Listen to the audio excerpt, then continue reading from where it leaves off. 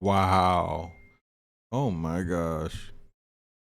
Getting freaky in the hotel shower. Oh man. You had a gut feeling. You knew something was wrong. Something was off. Especially when she abruptly, all of a sudden, just hangs up the FaceTime call. And then, I can't FaceTime you anymore. I'm in a bad area. Call you when I get home. Nah, nah. Subject: I found my wife cheating in a hotel shower. Now I'm free. Hey, True, I want to start this email by thanking you for creating the space you have. I came across your channel on one of those late nights after the papers were signed, when the silence of the house was louder than my thoughts. You read stories from men like me, and for the first time in a long time, I didn't feel crazy. I didn't feel alone. My name is Luis. I'm 39 years old. And this year, I went through a divorce that almost broke me. I was married to Camilla for 6 years. We didn't have any kids, thank God, and we didn't have a perfect marriage. But I truly believed we had something worth fighting for until I found her in a hotel shower with another man. Let me take you back to how all of this started. It was late February when Camilla told me her college friend, Maria, had been diagnosed with stage 4 cancer. She looked me dead in the eyes and said, Luis, she only has months to live. I have to go see her. And man, when someone you love comes to you crying over a dying friend, how do you say no? You don't. I told her, of course, go. Be with your friend. I even offered to cover the flight and hotel costs.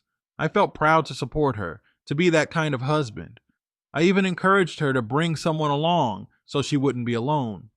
She chose her friend Denise, someone I didn't know too well, but Camilla swore was trustworthy. I booked the hotel, paid for both their tickets, and kissed her goodbye at the airport, thinking nothing of it. 2 days into the trip, things started feeling off. She FaceTimed me shortly after landing. Her vibe was different. Not like, I'm sad about my dying friend different. More like, I'm nervous about being caught different. She smiled, but it didn't reach her eyes.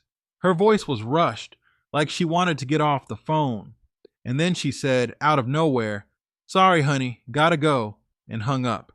That was the first time I heard it, a man's voice, just a quick background noise and the sound of a hotel door creaking. It was faint, but it stuck in my head like a bad melody. I played it over and over in my mind that night. Something told me, Luis, she's lying. And I've learned, brother, when your spirit speaks, you listen.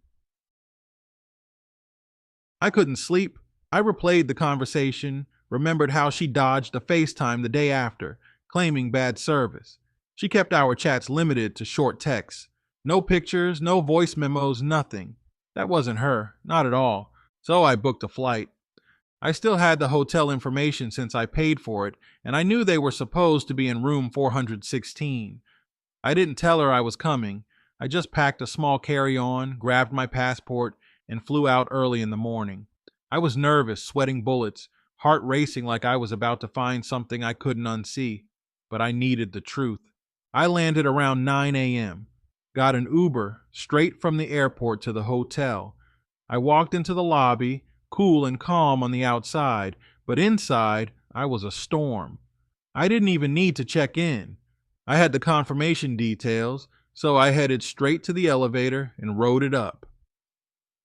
Room 416. I knocked. A voice from inside yelled, "We don't need room service."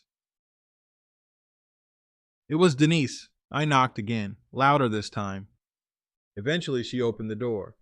The moment her eyes met mine, her whole body language changed. She tried to close the door on me, but I caught it and pushed it open. I walked inside. Right away, I knew something was off. This wasn't the same room Camilla had FaceTimed me from. The walls were a different color. The furniture was rearranged. Even the art on the wall was different. It wasn't a remodeled version. It was an entirely different room layout. I asked, "Where's Camilla?" Denise, looking like a deer in headlights, said, "She's not here." So I asked, "Who's in the shower then?" She stuttered, I was just about to take a shower. I said, "Well, you're not in there, so you won't mind if I take a leak, right?" She started panicking. "Okay, okay, I'm not in this. This is between you and your wife." That told me everything I needed to know. I walked straight toward the bathroom. I could hear it, moaning. The kind of sound you don't mistake for anything else. Sex. In the damn hotel shower I paid for. I opened the door. There she was. Camilla. Naked, wet, and tangled up with some dude in the shower. She screamed when she saw me. She slid the glass door so hard trying to cover herself that a piece of the metal snapped off. I lost it. I didn't swing on the guy. I didn't fight him. I barely looked at him. I looked at her, and I said, "You lying cheat, we're done. You're dead to me. We're getting a divorce." I stormed out of that room, not even knowing where I was going, just walking, raging. But then I heard her running behind me, wrapped in a towel, dripping wet, chasing me down the hallway. "Louise, wait! I can explain. It's not what it looks like." I turned and looked at her, looked right into the face of the woman I had married, the one I thought I'd grow old with. And in that moment, I didn't see my wife. I saw betrayal, disrespect, contempt. Something inside me just snapped. I don't even remember lifting my hand, but I slapped her. It wasn't my proudest moment. I'm not here to justify it. I don't condone hitting anyone. But it happened. One hard slap across the face and she fell to the floor. I didn't wait to see if she got up. I just left. When I got home, I turned off my phone for the rest of the night. I needed peace. I needed quiet. When I finally turned it back on, I had 37 missed calls and a dozen texts from Camilla and Denise. I didn't read them. I didn't reply. I went to our bedroom, grabbed every single piece of Camilla's clothing, her shoes, makeup, all of it, and threw it in the trash. Every drawer she ever called hers, emptied. I changed the locks that night and never looked back. The next few weeks were chaos. She came back home and found out she couldn't get in. She banged on the door for hours, cried, begged. I didn't open it. I just turned the music up and waited for her to leave. Eventually, I got a lawyer, told him everything, every detail. That's when he hit me with some hard truth. He said, "Luis, you made mistakes. Hitting her, throwing out her belongings, changing the locks without a formal eviction or notice, that could bite you." He was right, but we came up with a strategy. We documented everything. The text, the hotel receipt, even screenshots of the FaceTime timestamps. We didn't focus on revenge. We focused on getting out clean. The hearing came, and to be honest, it went better than expected. Camilla tried to play victim, cried about being slapped, about losing her things, but I was calm. I had my facts. My lawyer was sharp. The judge didn't let her antics go too far. I did end up paying estimated damages for her belongings and buying her out of the house, but it was worth every penny. Because when she received that check, she called me crying. She said, "This money doesn't mean anything to me. I want you back." I told her, "Stop calling me. Stop texting. Lose my number." She kept calling from unknown numbers for weeks until I had to block her on every app and number I could find. And then one morning, I woke up. The divorce papers were finalized. It was official. And for the first time in what felt like years, I felt peace. After the divorce was finalized, I thought I'd feel nothing but relief. And in a way, I did. But what I didn't expect was the loneliness that crept in afterward. I'd wake up in the middle of the night expecting to hear her footsteps. I'd still reach for the second coffee mug in the cupboard without thinking. Little things like that tore me up inside. The memories didn't stop just because the relationship did. You know what's wild? I wasn't even mourning Camilla. I was mourning the version of her I thought existed. The Camilla I married. The woman who used to leave little notes in my lunchbox or hug me from behind when I was cooking. That version died long before I ever stepped foot in that hotel. The hardest part was pretending like everything was normal at work. People kept asking, "Hey, where's Camilla been?" and I'd fake a smile and say, "Oh, just visiting friends," or "She's busy with her own projects." I didn't want to tell them I caught my wife naked in a hotel shower with another man. I felt like I'd be the laughing stock of the office. I stayed quiet until one Friday night when I broke down. I was sitting on my couch eating microwave lasagna, flipping through Netflix, and I just started crying out of nowhere. Ugly crying. The kind of cry where your chest hurts and your face goes numb. I had no one to talk to. I couldn't call my parents. They never liked Camilla, but still would have told me to forgive her. I couldn't talk to my friends. Most of them were her friends by association. So I searched YouTube. I literally typed in, "Wife cheated on me, what do I do?" That's when I found your channel. I clicked on a random video, something about a guy whose wife cheated during a business trip. It felt like deja vu. His pain mirrored mine. His story had pieces of my own. And for the first time in months, I didn't feel weak for being hurt. I didn't feel stupid for not seeing the signs sooner. I felt understood. I watched video after video that night, must have gone through 15 of them. I subscribed before I even realized it, and then I started commenting, reading what other guys were writing, seeing how they coped. It was therapy without the awkward office chairs and cold rooms. The next morning, I started writing down a plan. Not a plan to win Camilla back, a plan to win me back. I started with the basics. I cleaned up the house, took down every photo that had her in it. I deep cleaned the closets, boxed up the wedding album, and threw away the anniversary cards she wrote. I didn't burn them. I wasn't trying to be dramatic. I just didn't want to see them anymore. Then I made a list of things I'd always wanted to do, but never had the time or support to do while married. Things like join a boxing gym, learn how to cook something besides pasta, travel to Spain. I've always wanted to see Barcelona. Read 10 books in a year. Reconnect with my cousins in Chicago. You know what Camilla used to say to me every time I brought up travel or hobbies? "That sounds boring," or "We don't have time for that right now." Everything that brought me joy, she dismissed. It's like I forgot who I was while I was with her. So I started building myself back. I joined a boxing gym 2 blocks from my place. First class nearly killed me. I threw up halfway through the conditioning round.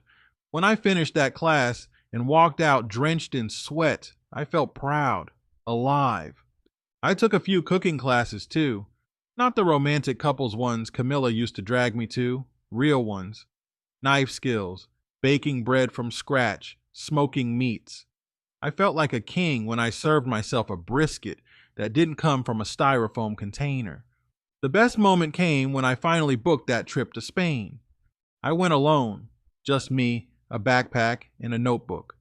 I walked through the Gothic quarter, sat by the beach in Sitges, and ate my body weight in tapas. No one asked me when I'd be back. No one made fun of my Spanish. No one rolled their eyes when I said I wanted to wake up at sunrise to take photos. I felt free. When I came back from that trip, I barely recognized the man in the mirror. I had a fresh fade, lost 15 pounds, and more importantly, my eyes didn't look hollow anymore. I didn't look like a man trying to survive. I looked like a man finally living. Camilla, of course, couldn't stay away. She sent me an email while I was in Spain. The subject line was, "Luis, can we talk?" I didn't open it for days. When I finally did, it was what you'd expect. She wrote this long-winded apology about how she was in a bad place, how Maria wasn't even sick, how the guy she slept with turned out to be a mistake, and how she realized she'd ruined the best thing she ever had. She begged me to please just meet for coffee. I didn't reply. 2 weeks later, she sent a handwritten letter. I don't know how she got my new address, but it was a full-blown sob story about childhood trauma, feeling unloved, needing attention, and how she didn't cheat out of malice but out of emptiness. I'm not gonna lie, some of it pulled at my heart a little. Not because I still loved her, but because I remembered the version of her I used to know. The girl I met at that music festival in Austin. The girl who used to dance in the kitchen in her pajamas. But I also remembered what it felt like to walk in on her cheating. That moment didn't just break my heart, it shattered my trust. Trust I'll never give to her again. I threw the letter in the trash. Since then, life's gotten a lot quieter, but in the best way. I wake up now and my mornings are mine. I make my coffee. I go for a run. I don't have to explain myself to anyone. I'm not wondering who she's texting or if she's lying to me again. The peace I have now is priceless. I started journaling every day. I kept track of every small win. I created a budget, stacked some savings, even started investing for the first time. I'm not saying life is perfect, but it's finally mine. I also started mentoring a younger guy at my gym who's going through something similar. I told him about your channel and your videos. We both agree. It's wild how healing it is just to hear your own pain spoken by someone else. So thank you, man. Thank you for making the kind of content that speaks to us. Men who've been betrayed, laughed at, called weak for loving the wrong woman. You gave me a digital lifeline when I had nothing else. And even if this story doesn't make it onto your channel, I hope you know you're making a real difference. To anyone else reading this who's where I was a year ago, let her go. She doesn't love you. She loves control. She loves comfort. She loves what you do for her. But she doesn't love you. Not the way you deserve. Walk away, grieve it, then rebuild. Your future self will thank you. Luis. Subject: please wait before posting my first email. I need to add this part. Hey man, I hope this email finds you well. First off, thank you for even reading my first email. It felt good just writing it all out and sending it to someone who I knew wouldn't sugarcoat the truth. But before you decide to post it or read it on your channel, I need to ask you for a favor. Please hold off. There's something major that happened since I sent that, and it completely changes the way I see everything now. It's a piece of the puzzle I didn't know I needed until I got it, and it came from the last person I expected. My ex-wife's so-called best friend, the one who was supposed to be on that girls' trip with her, reached out to me. I haven't seen or heard from her since the day I busted into that hotel room and caught my wife mid-affair in the shower, but a few days ago, she called me from a number I didn't recognize. I ignored it the first time. Then it rang again, and something told me to pick up. I did. I wish I could say I was ready for what she told me, but honestly, I wasn't. Her voice was quiet, kind of shaky, like someone who was trying to do the right thing but was still scared. She said, "Luis, it's me. I need to talk to you. Please don't hang up." My first instinct was to hang up. After everything, I didn't want to hear a single word from anyone associated with Camilla. But she kept going. "I feel guilty. I've been carrying this for a while now, and I just can't do it anymore. You deserve to know everything." That got my attention. I stayed quiet and let her speak. And brother, what she laid on me had my heart feeling like it was in a vice. "I should have never gone along with her lies," she started. "Camilla didn't go on that trip to see anyone who was dying. That whole story about her old college friend being in the hospital? Total lie. I only agreed to go with her to keep her from going alone. But it turns out she didn't even need me there. She already had him with her. I was just the cover. I didn't say anything. I couldn't. I was numb. But she just kept talking, like she needed to get it all out before she lost her nerve. Luis, this wasn't the first time. I mean, that trip. Yeah, that guy in the shower was new, but it wasn't the first guy. She's been cheating on you since year 2 of your marriage. At first, it was some guy she met at a friend's wedding. Then it was a coworker. Then her ex. It was always someone. I finally spoke up. So you're telling me she's been lying to me this whole time? For years? Yes, she said, her voice cracking. She told me that cheating actually helped your marriage, that you were such a good husband, such a stable guy, that she needed something to balance it out. She said it kept her attracted to you. made her feel like she still had control over her own life. I swear I almost dropped the phone.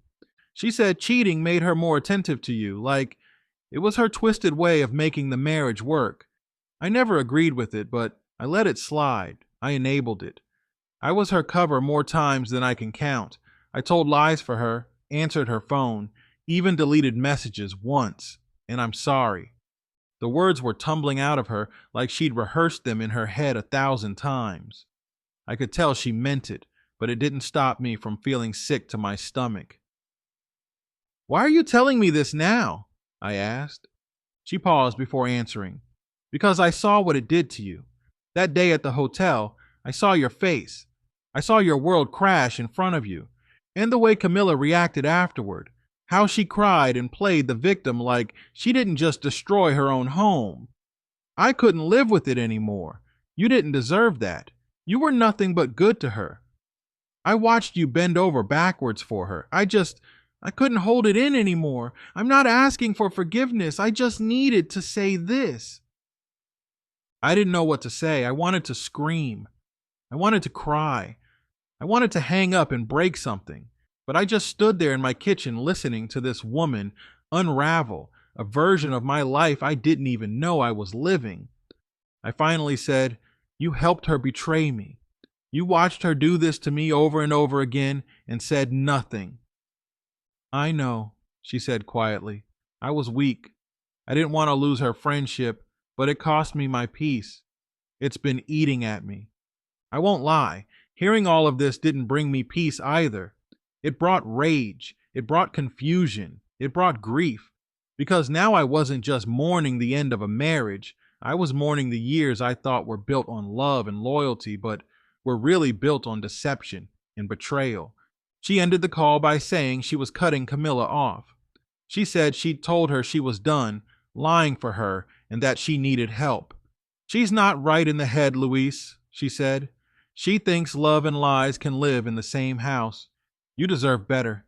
You always did."